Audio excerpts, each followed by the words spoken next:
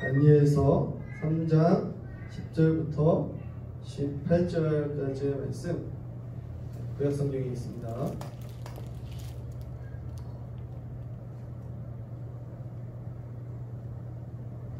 다 찾으신 줄 알고 한 절씩 교독하겠습니다. 다니엘서 3장 10절부터 18절까지의 말씀 읽겠습니다. 왕이여 왕이 명령을 내리사 모든 사람이 나팔과 피리와 수금과 사면금과 양금과 생황과 및 모든 악기 소리를 듣거든 엎드려 금 신상에게 절할 것이라. 누군지 엎드려 절하지 아니하는 자는 맹렬히 타는 흰불 가운데 던져 넣음을 당하리라 하지 아니하셨나이까.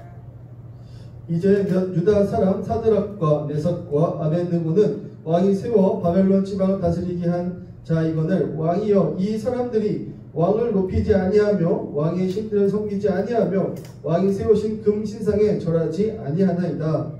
느부갓네살 왕이 노하고 분하여 사드락과 메삭과 아벤느고를 끌어오라 하시니 드디어 그 사람들이 왕의 앞으로 끌어온지라. 느부갓네살이 그들에게 물어 이르되 사드락 메삭 아벤느고야 너희가 내 신을 섬기지 아니하며 내가 세운 금 신상에게 절하지 아니한다 하니 사실이냐? 이제라도 너희가 준비하였다가 나팔과 피리와 수금과 사면금과 양금과 생황과 이 모든 악기 소리를 들을 때 내가 만든 신상 앞에 엎드려 절하면 좋거니와 너희가 만일 절하지 아니하면 즉시 너희를 맹렬히 타는 흑불 가운데 던져 넣을 것이니 능히 너희를 내 손에서 건져낼 신이 누구이겠느냐 하니. 사드락과 메삭과 아벤느고가 왕에게 대답하여 이르되 느부갓네살이여 우리가 이 일에 대하여 왕에게 대답할 필요가 없나이다. 왕이여 우리가 섬기는 하나님이 계시다면 우리를 맹렬히 타는 흑불 가운데서 능히 건져내시겠고 왕의 손에서도 건져내시리이다. 다같이 읽겠습니다. 그렇게 하지 아니하실지라도 왕이여 우리가 왕의 신들을 섬기지도 아니하고 왕이 세우신 금 신상에게 절하지도 아니할 줄을 아옵소서. 아멘. 네. 감사합니다. 오늘도 청년 예배 오신 여러분들을 환영하고 축복합니다.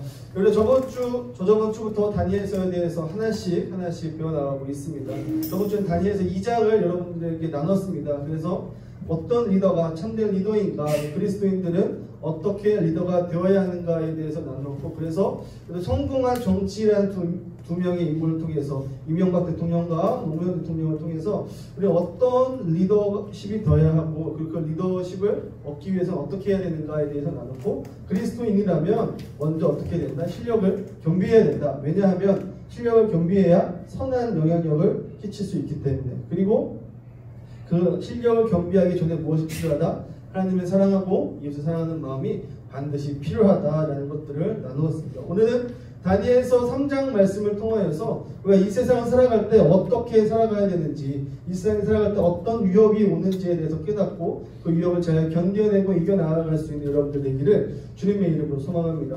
여러분, 다니엘서 3장은 내용 간단합니다. 이 느부갓네살 왕이 이제 금신상을 각 지역마다 세우게 됩니다. 이것이 여러분들 이상한 일이 아닌 걸 여러분들 아셔야 돼요. 왜냐하면 옛날 고대 시대에는 국경이 명확하지 않았습니다. 국경이 명확하지 않으니까 그 국경을 표시하기 위해서 무엇이 필요했느냐? 신상이 필요했던 거예요. 그래서 그 마을마다 그 왕의 신상을 세워놨던 것이죠. 여러분, 광개토 대왕릉비 아시죠? 그거 왜 세웠어요? 그 지역이 누구 땅이라는 거예요? 광개토 대왕이 세운 땅이라는 표시를 거기다가 새겨놓은 것이죠. 마찬가지예요. 느부갓네살도 그 제국이 너무 크잖아요. 그러니까 이걸 다 통치할 수 없으니, 그리고 다 그 지역 사람이 이 땅의 왕이 누군지 알 수가 없으니 왕의 얼굴을 새겨놓은 신상을 각 지역마다 세워놓게 된 것입니다. 그리고 그 악기 소리가 들리면 그 사람들이 그 신상 앞에 절하라 라는 명령을 했던 것이죠. 그래서 모든 제국의 사람들이 우리는 바벨론 시민이구나 라는 사실을 알게 하기 위해서 이러한 일을 행했다라는 것입니다. 이 일이 절대로 이상한 일이 아니다라는 것이죠. 그런데 이런 상황 가운데서 이상한 행동을 했던 사람들이 있습니다. 그 사람 누구였냐면 오늘 12절에 나왔던 사드락, 메삭, 아벤느고다라는 사람이에요. 이 사람들은 어떤 사람이냐면 다니엘의 세 친구입니다. 1장에 나왔던 그 세 친구들이 오늘 3장의 주인공으로 나오는 것이죠. 모든 사람들이 바벨론의 시민이기 때문에 그 느부갓네살 신상 앞에서 절합니다. 그런데 사드락, 메삭, 아벤느고는 절하지 않습니다. 왜 절하지 않을까요?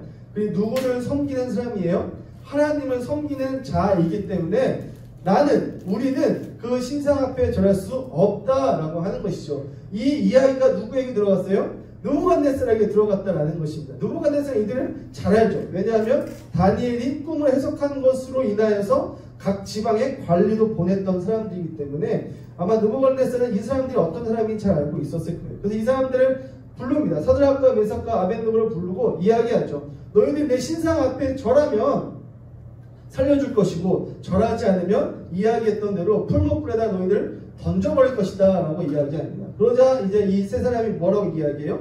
내가 왕에게 할 말이 없습니다. 왕이 그렇게 이야기하실지라도 우리는 하나님을 섬기는 자들이기 때문에 왕이 섬기라고 하는 그 신을 섬길 수도 없고 왕이 세운 그 금신상에 절할 수도 없습니다 라고 이야기합니다. 그러자 느부갓네살은 화가 엄청나게 나죠.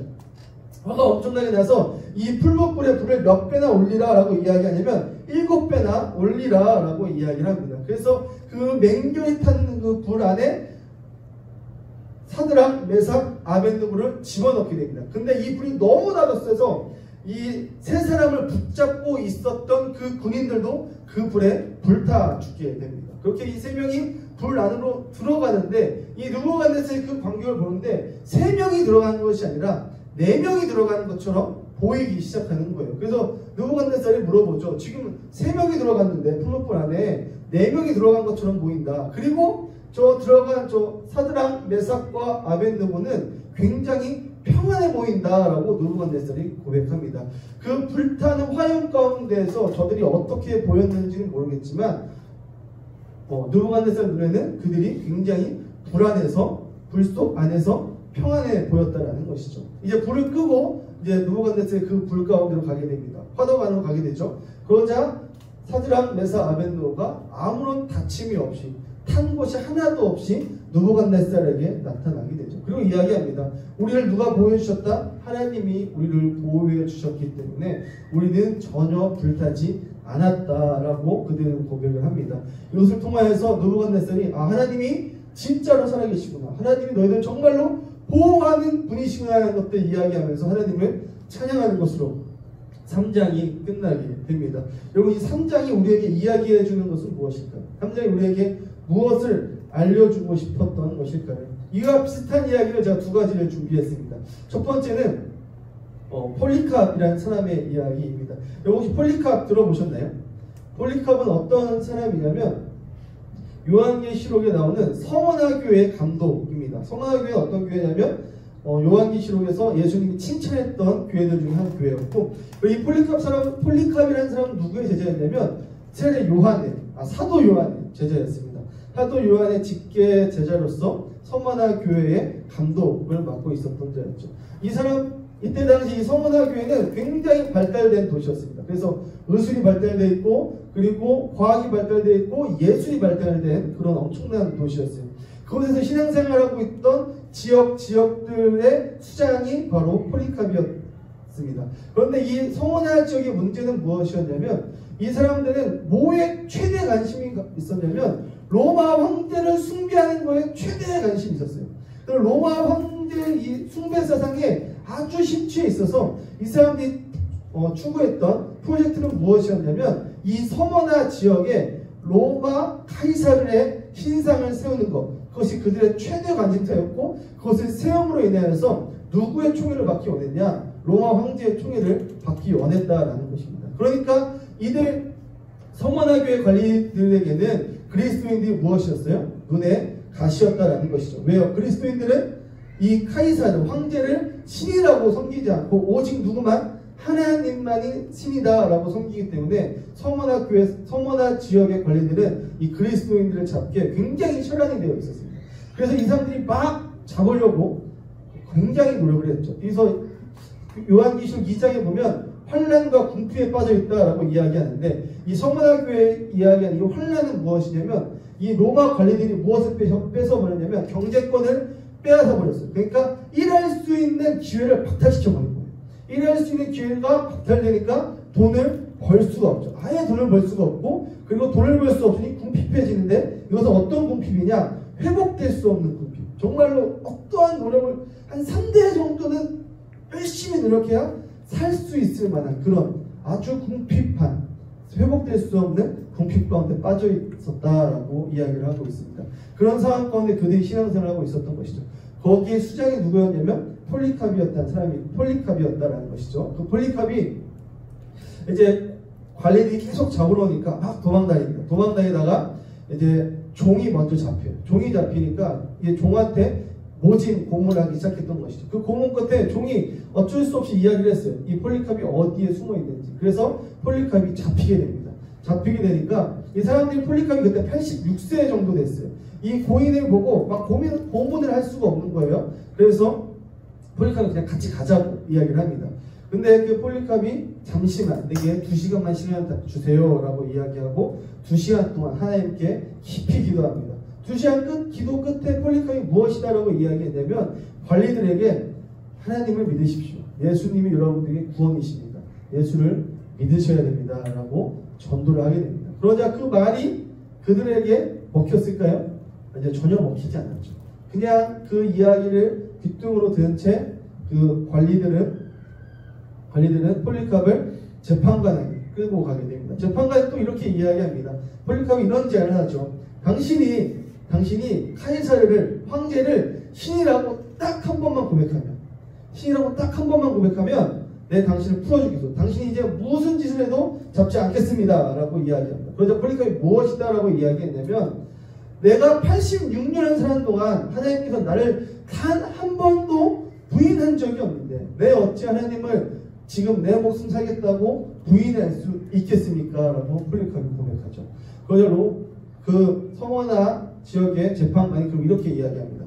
당신이 그럼 두 가지 선택권이 있습니다. 하나는 사자에게 물려죽일 것이고 다른 하나는 화형에 처할 것인데 당신은 어떡하겠습니까? 라고 이야기했죠. 폴리캅이 선택한 것은 화형이었습니다.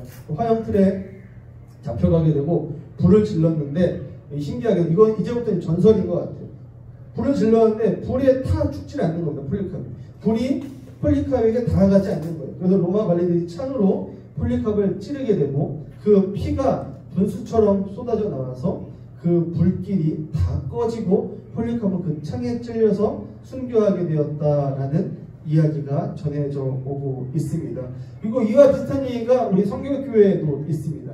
우리 성교교회 최초의 순교자였던 박무봉 목사님이라는 분이 계십니다. 여러분 그분은 어떤 분이셨냐면 1907년 평양 대봉 운동을 일어날 때 그분은 수원에 계셨어요. 그런데 그 수원에서 열심히 전도하시는 그 전도자의 그 전도를 듣고 하나님을 영접하게 되었습니다. 그리고 금은방을 하면서 큰 사업을 하셨는데 독립운동에도 굉장한 관심이 있으셔서 3.1운동에 가담하셨다가 평택 형무소에서 이제 형을 치르는 경력이 있으신 분이십니다. 그렇게 교회를 사랑하시고 나라를 사랑하시는 분이셨어요. 그분이 40대가 되었을 때에 내가 신학을 해야 되겠다, 목회자가 돼야 되겠다라고 결심을 하시고 경성 성서학원에, 우리 서울신학대학교의 전신인 경성 성서학원에 들어가시게 됩니다. 그래서 이제 목회자 과정을 밟으시고 여러 교회를 가신 후에 철원교회로 가시게 됩니다.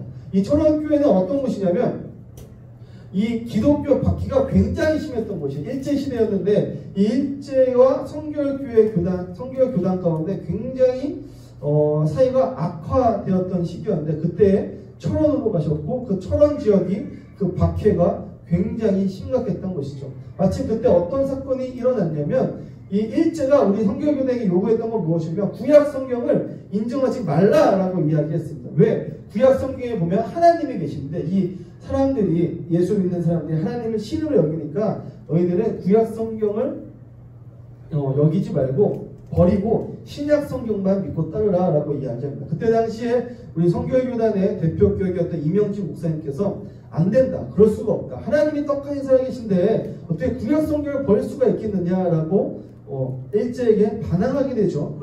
그러자 일제에서는 이 성결교단 아예 문을 닫아버리게 합니다. 그래서 교회를 완전히 없애버리는 그런 상황 가운데 빠지게 되었고 그 일로 인하여서 이 철원에 계셨던 박무봉 목사님께서도 이제 철원에 있는 형무소에 갇히게 되십니다. 그 차디찬 형무소에서 수감생을 하시다가 기회가 아닌 기회가 찾아옵니다. 일제가 박무봉 목사님께 무엇을 이야기하냐면 신사참배를 요구했어요. 너가 우리 일본 천황을 신이라고 여긴다면 풀어주겠다라는 조건이 박무봉 목사님에게 오게 됩니다. 그 조건 가운데 박무봉 목사님 어떻게 하셨습니까? 신사참배를 거부하시고 그로 인하여서 그 차디찬 성모소에서 죽음을 맞이할 수밖에 없었던 일이 우리 교단에도 있는 이야기다라는 것이죠. 여러분, 이 상황을 통해서 무엇을 이야기하는 것일까요? 이 다니엘과 세 친구, 그리고 폴리카, 그리고 박무봉 목사님의 이야기를 통하여서 오늘 성경이 우리에게 이야기하는 것은 무엇일까요? 누구에게 절하지 말라라는 것입니까? 세상 신에게, 하나님 아닌 다른 것에게 절하는 것은 옳지 않다라는 것을 오늘 성경은 우리에게 이야기해주고 있다는 것입니다. 그런데요, 우리가 잘 생각해 봐야 될 것은 무엇이냐면 시간이 굉장히 많이 지났다는 것입니다. 다니엘로부터 3000년 이상의 시간이 지났습니다. 폴리카로부터 2000년 이상의 시간이 지났습니다. 박무봉 목사님으로부터 100년 가까이 된 시간이 지나가고 있습니다. 여러분, 이 시대 가운데 이 벌써 100년에서 3000년이 지난 시간 가운데 우리는 예수님을 믿는다고, 하나님을 섬긴다고 목숨이 위협받는 시대 가운데 살아가고 있습니까? 그렇지 않다라는 것이죠. 어쩌면 우리는 그분의 그런 희생이 있었기 때문에 자유롭게 하나님을 사랑한다, 나는 하나님을 예배할 수 있다라는 이 평화 가운데서 살아갈 수 있게 되었습니다. 그런데 문제는 무엇이냐면 이 평화로운 세상 가운데 이 세상은 우리도 모르게 다른 신을 섬기게 한다라는 것입니다. 내가 하나님만 섬긴다라고 이야기하고 나는 하나님을 예배한다라고 이야기하지만 나도 모르게 다른 것을 섬길 수도 있다라는 것이죠. 그래서 저는 지금 이 2020년 신앙생활을 하는 것이 어쩌면 저 3000년 전에 신앙생활 하는 것보다 이 기독교를 박해하는 그 시간만큼이나 어려운 신앙생활을 하고 있는 시대다라고 여러분들에게 말씀드리고 싶습니다. 하버드 대학교의 신학자였던 하비 콕스는 이런 책을 썼습니다. 신이 된 시장이라는 책을 썼습니다. 이 신이 된 시장에서 이야기하는 것은 무엇이냐면 사람들이 누구를 섬기고 있다? 돈을 섬기고 있다라고 이야기를 하고 있습니다. 사람들이 돈에 대해서 어떻게 생각하냐면 세 가지를 놓고 생각합니다. 여러분, 하나님은 세 가지 특징이 있다고 사람들은, 신학자들은 이야기합니다. 첫 번째로 전지전능하다라고 이야기합니다. 그렇죠. 하나님은 전지전능하셔서 모든 것을 다 아시고 모든 일을 다 하실 수 있습니다. 두 번째로 하나님은 어떤 능력이 있다라고 이야기하냐면 무소부재하다라고 이야기합니다. 이것은 무엇이냐면 하나님은 어디를 가시든지 어디에 있든지 그 능력을 펼치실 수 있는 분이다라는 사실이죠. 세 번째로 무엇이냐면 신정론에 대해서 이야기하는데, 이 신정론은 이 고통의 문제에 대해서 사람이 겪고 있는 이 이유를 모를 고통에 대해서 누가 설명해 줄 수 있다?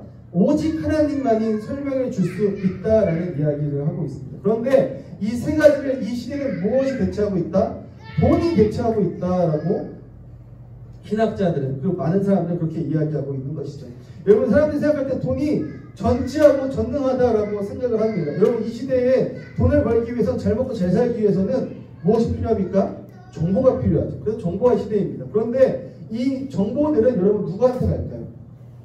이 현지가 저한테 꿈 얘기했을 때 무엇을 하고 싶다고 했냐면 애견 카페를 하고 싶다라고 이야기를 했었어요. 그리고 현재 애견 카페를 잘하기 위해서는 정보가 필요한데 현지가 무엇이 있을 때 정보를 줄까요? 사람들이 모르겠어요. 현지가 돈이 아주 많으면 정보를 줄 거예요.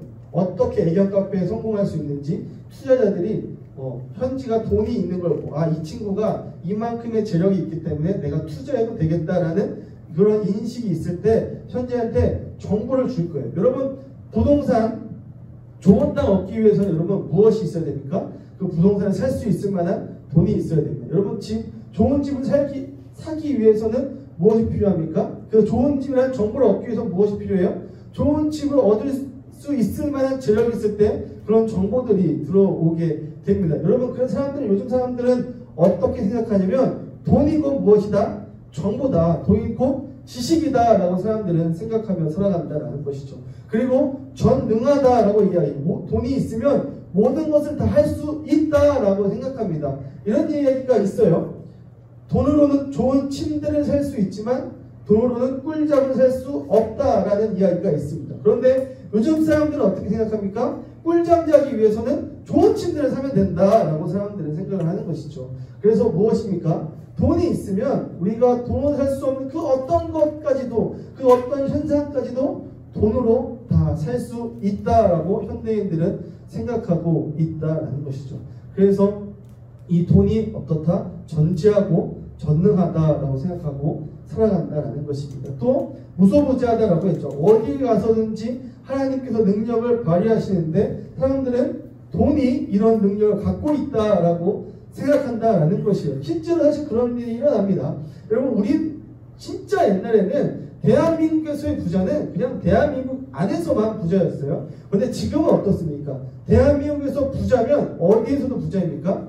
세계에서도 부자입니다. 한국에서 돈이 많으면 다른 나라에 가서도 그 재력을 쓸 수가 있는 것이요. 그러니까 사람들이 느끼기에는 이 돈이 어디에서든지 통용되니까 돈의 영향력은 어디에서든지 발휘된다라고 생각하게 되는 것이죠. 그래서 사람들은 어떻게 생각한다고요? 돈이 무소부지하다. 어디에서든지 그 능력을 발휘할 수 있다라는 그 생각들이 우리 안에 들어오게 되었던 것이죠. 그리고 이 인간의 고통에 대해서 누가 설명해 준다고요? 하나님이 설명해 주시는 신의 영역인데 이제는 그것을 누가 설명합니까? 돈이 설명한다라고 이야기합니다. 돈은 어떻게 설명합니까? 굉장히 심플하게 설명합니다. 당신 돈이 당신 불행합니까? 왜 불행해요? 돈이 없으니까 불행합니다라고 돈은 이야기합니다. 그렇죠. 당신이 행복해지기 위해서는 무엇이다라고 이야기합니까? 돈이 많으면 행복해질 것이다라고 돈은 그렇게 굉장히 심플하게 이야기한다는 것이죠. 이런 생각들이 돈이 이야기하는 것이 아니라 이 돈이 생명이 있어서 자기가 그렇게 표현하는 것이 아니라 누가 그렇게 만들었습니까? 돈을 따르고 돈을 벌기 위한 그 사람들이 돈에 대해서 그렇게 느끼고 있다는 것이죠.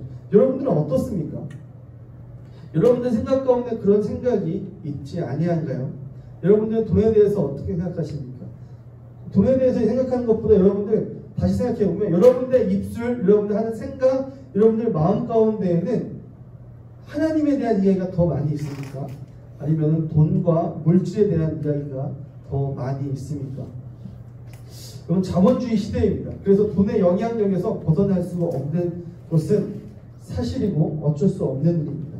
그러나 이 시대 가운데에서 이 세상은 우리를 자연스럽게 유혹합니다. 신을 섬기는 것이 아니라 무엇을 섬기라고? 물질과 돈을 섬기라고 우리에게 아주 교묘하게 우리를 유혹하고 있다는 것이죠. 그래서 우리의 삶에서 진정한 신앙생활을 하기 위해 중요한 것은 무엇이냐면 2000년 전, 3000년 전에 그냥 내가 하나님 섬깁니다 라고 이야기하고 절하지 않으면 되는데 지금은 어려워요. 그렇게 할지라도 우리 생활과 삶 가운데에서 물질을 따르지 않는 삶을 살아가야 되는 것이 이 시대의 신앙생활에 굉장히 중요한 척도다라는 것입니다. 그렇다면 어떻게 해야 될까? 우리는 어떻게 하면 돈을 섬기지 않고 하나님을 섬기는 삶을 살아가게 될까요? 여러분, 사실 그것은 굉장히 간단합니다. 돈이 목적이 돼서는 안 돼요. 내가 반포자이에 살아가겠다. 내가 한강 뷰가 보이는 저곳에 살겠다라는 그런 목표를 두지 않고 살아가는 것이 우리에게 굉장히 필요한 것이라는 것입니다. 그런데 많은 사람들이 굉장히 그것들을 바라고 요즘은 플렉스라고 하죠. 그런 것들을 바랍니다. 이번 주 금요일날 나 혼자 산다에 누가 나왔어요? 유아인이 나왔습니다. 보지 못했는데 기사를 통해 봤어요. 유아인의 나 혼자 산다에 대한 이야기 중에 그가 어떻게 살아가는지가 중요한 게 아니라 무엇이 더 이슈가 됐습니까? 그가 살고 있는 그 3층 집, 그리고 그가 타고 있는 테슬라 1억 5천짜리 그 차가 더 이슈화가 됐죠. 그 집이 어디, 그 남산이 보이는 집인데 그 집의 시가가 약 50억에서 100억 정도 한다고 합니다. 그리고 아까 방금도 이야기했지만 그 유아인 타고 다니는 차는 약 1억 5천 정도 한다고 해요. 그 실시간 검색어에 유아인 나왔는데 다 그 얘기예요. 집이 얼마더라, 차가 얼마더라. 사람들은 그 유아인이 플렉스한 그 삶에 대해서 굉장히 집중하고 바라본다라는 것이죠. 무엇이에요? 무엇이 그들에게 우상이 되었기 때문입니까? 돈과 물질이 우리에게 우상이 되었기 때문에 그런 것들을 바라고 부러워하게 된다는 것이죠. 그래 우리가 하나님을 섬기고 하나님을 따르는 자들은 그것에 대해서 어떻게 합니까? 자유해질 수 있다는 것입니다. 제가 올 초에 사실은 여러분들에게 좀 경제에 대한 이야기, 그 돈에 대한 이야기, 왜냐하면 청년들이 굉장히 빡빡하게 살아가니까. 그런 이야기들을 좀 배우고 알고 그래서 그런 정보들을 나누려고 많은 책들을 읽었는데, 여러분 그 책들에서 하는 다 이야기는 무엇이냐면, 무엇을 이야기하냐면 돈을 목적으로 두면 안 된다라고 그들은 이야기합니다. 여러분, 우리가 돈에서 재물을 섬기고 재물을 따르기 시작하면 그 사람들은 어떻게 된다라고, 많은 경제학자들은 어떻게 된다라고 이야기하냐면, 오히려 돈의 노예가 되어서 돈을 잡으려고 해도 잡을 수 없는 상태가 된다라고 이야기하죠. 그리고 그들이 우리에게 이야기하는 것은 무엇이냐면, 돈을 수단으로 두라라고 그들은 이야기합니다. 그리고 돈을 수단으로 두기 시작할 때 돈이 어떻게 된다? 따라오게 된다라고 이야기하고 있어요. 어쩌면 이것은 성경에서 이야기하는 것과 일맥상통할 것일 수도 있습니다. 여러분, 우리의 삶은 무엇입니까? 하나님을 사랑하고 이웃을 사랑하는 삶을 살아야 돼요. 그렇다면 이 돈과 재물은 무엇이 되어야 합니까? 우리의 목표와 목적이 되는 것이 아니라 내가 하나님을 잘 섬기기 위해서, 내가 이웃을 잘 섬기기 위해서 쓰는 수단이 되어야 된다는 것입니다. 그것이 수단이 되기 시작할 때에 우리가 돈을 우상으로 섬기지 않으면서도 뭐가 따라올 수 있다라고 세상 사람들은 이야기합니까? 돈이 따라오는 삶을 살아갈 수 있다라고 우리에게 이야기하는 것이죠. 사랑하는 청년 여러분, 돈이 많으면 좋죠.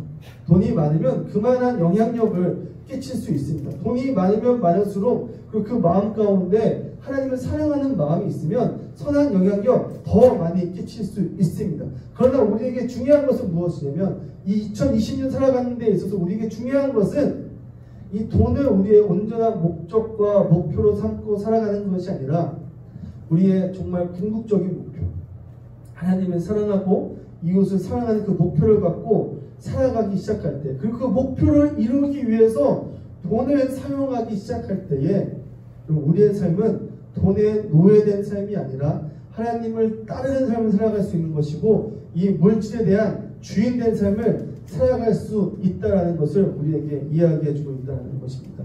그리고 두 번째로 알아야 될 것은 여러분들 무엇이냐면, 우리가 돈을 목표와 목적으로 돈에게 절하지 않는 삶을 살게 될 때 무조건 그러면 재화가 따라오느냐, 물질이 따라오느냐, 그것이 아닐 수도 있다는 사실을 우리는 반드시 알아야 됩니다.